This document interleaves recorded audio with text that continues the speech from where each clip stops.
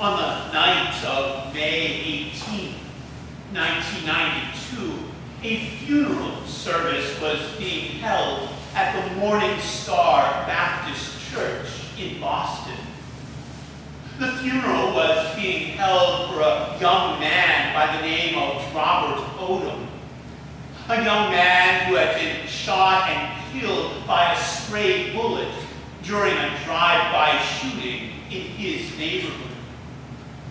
All of a sudden, right in the middle of that funeral service, some gang members burst into that church and chased after a man from another gang. And right there, in the middle of that sanctuary, those gang members pulled out guns and began shooting each other. And finally ended up stabbing the man that they were chasing right next to the pulpit.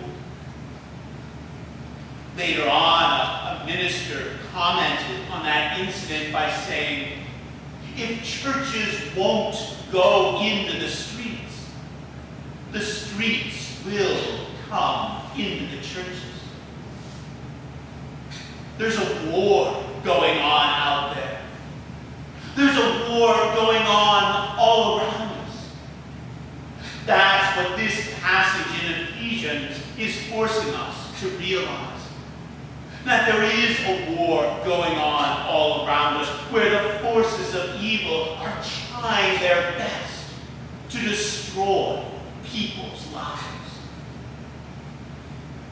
For instance, things are so bad that I know for a fact that right here, right now, here in this sanctuary, there is someone who has cocaine with them.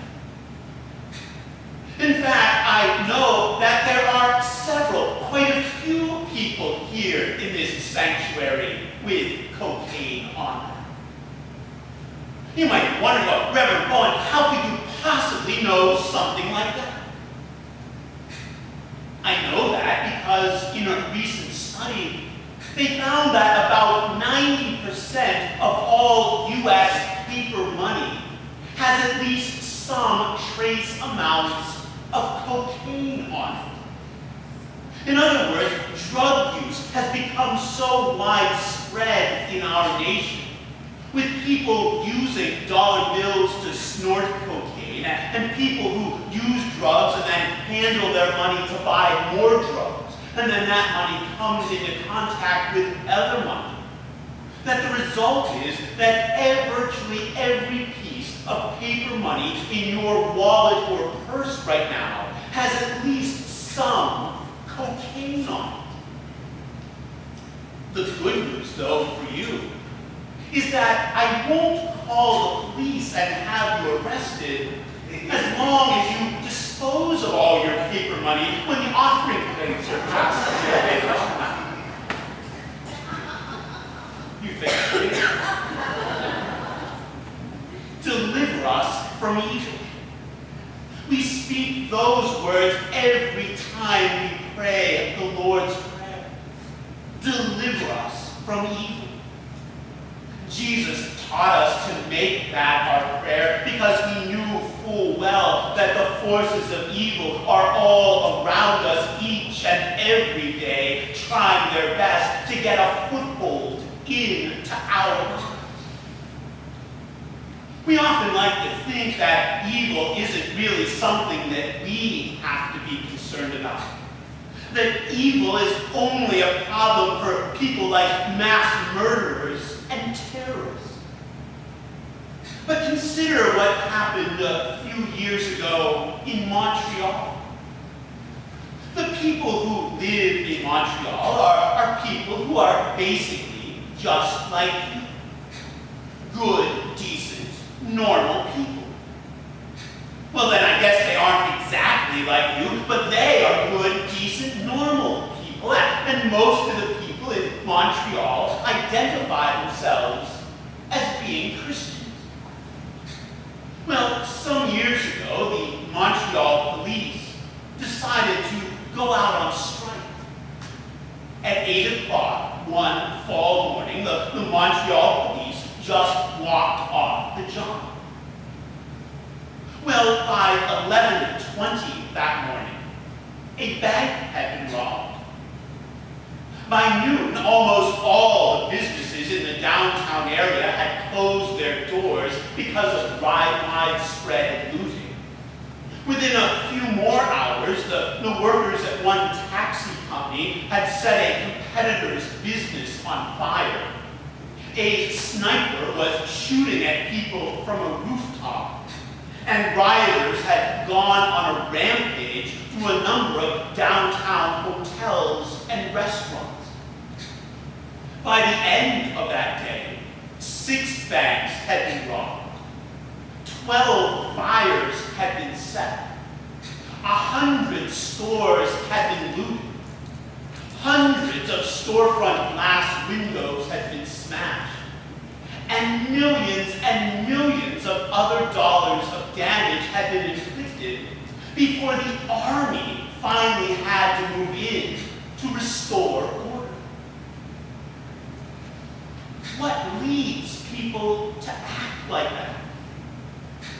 The answer, according to this passage in Ephesians, is evil. Whether we realize it or not, there are forces of evil at work in the world that are trying their best to defeat us, that are trying their best to destroy people's lives. If you're somewhat elderly like I am, you might remember that back in the 1970s, there was a comedian on TV by the name of Flip Wilson. And his famous catchphrase was, "The devil made me do it. The devil made me do it." And that was his way of saying, "Don't blame me. I didn't do it." But of course, the reason those words got such a chuckle out of so many people was the idea, hey, nowadays we're too sophisticated, too smart to believe in something like the devil. Sure, centuries and centuries ago, back in the Dark Ages, maybe people believed in the devil, but not anymore. And it's true. By and large, most people today don't believe in the devil. A recent survey found that while an overwhelming majority of Americans believe in God and in heaven, almost half of all people say that they do not believe in the devil or in hell. But even though we might hesitate to speak words like evil or devil for fear that other people might look at us like we're religious nuts, here in this passage in Ephesians, and many times throughout the New Testament, we're told not to deceive ourselves. We're told that we shouldn't kid ourselves, that evil is real, and that we need to look to God to prepare us and to give us the ability to take a stand against that evil. The last hymn that we're going to sing today, Onward, Christian Soldiers, has been a rather controversial hymn in recent decades.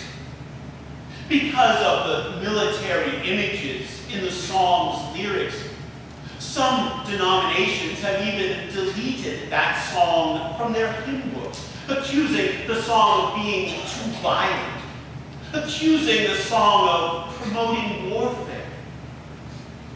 But I think those complaints entirely miss the point of what that song is all about. Because Onward, Christian Soldiers is not a song that glorifies war